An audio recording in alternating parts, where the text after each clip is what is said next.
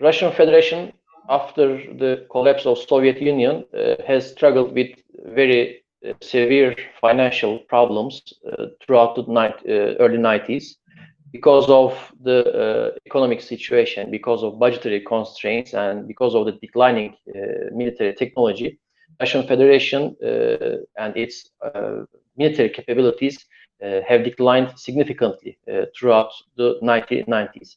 And that declining military capability resulted in with a more cooperative approach in Russian Federation's defense and security policies, with more openness in dialogue and more open approach to international cooperation with regards to relations with NATO, with regards to relations with the United States, and the overall environment was optimistic throughout the 1990s.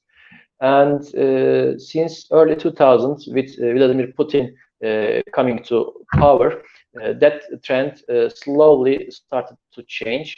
Russia diverted more resources in modernizing its armed forces capabilities, allocating more budget, more resources to acquisition, development, and modernization projects. And with the help of good relations with Western countries, many European countries, Russia invested in developing its infrastructure, manufacturing and development infrastructure, starting several procurement projects from Western countries, including France, Germany, Italy, even Israel, purchasing advanced weapon systems, training services, and also manufacturing production facilities or tools. So early 2000s were again optimistic with regards to Russia's relations with Western countries. And coming to 2008, there was a significant turning point. In August 2008, Russia went into war with Georgia. It was a short war lasting 5 or 6 days, with the victory for Russian side. But that victory was with a cost.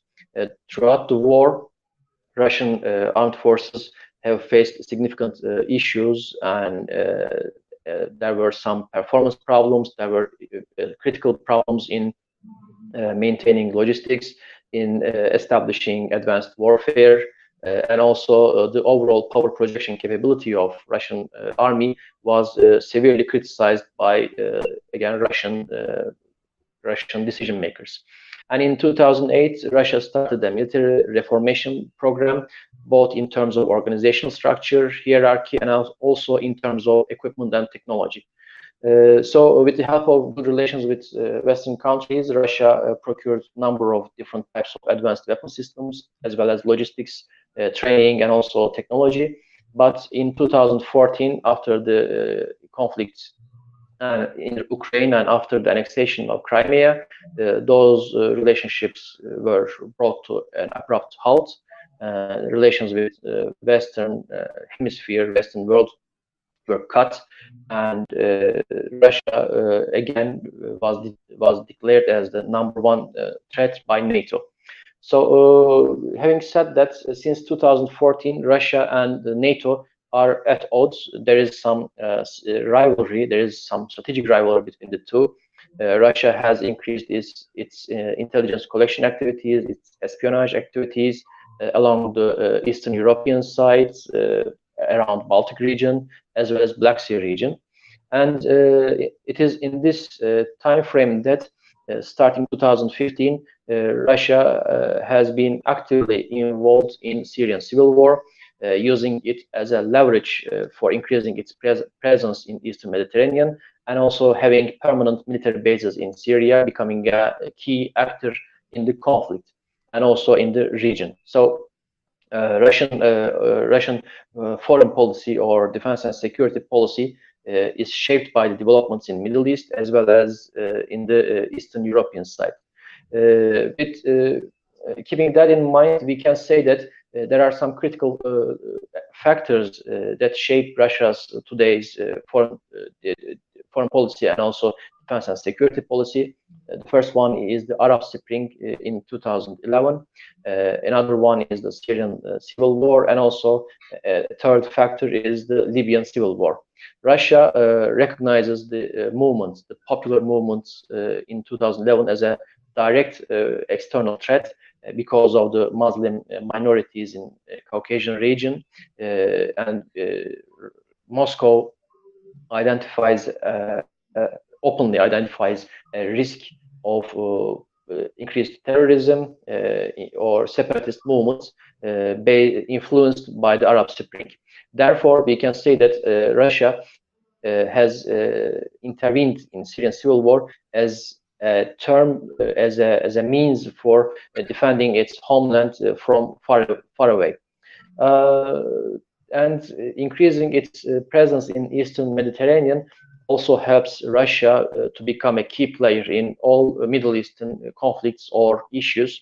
And this presence, this military presence, helps Russia leverage its position in this region against NATO powers or United States. As part of the military transformation effort started in 2008, Russia has been investing in several critical areas in the military technology domain.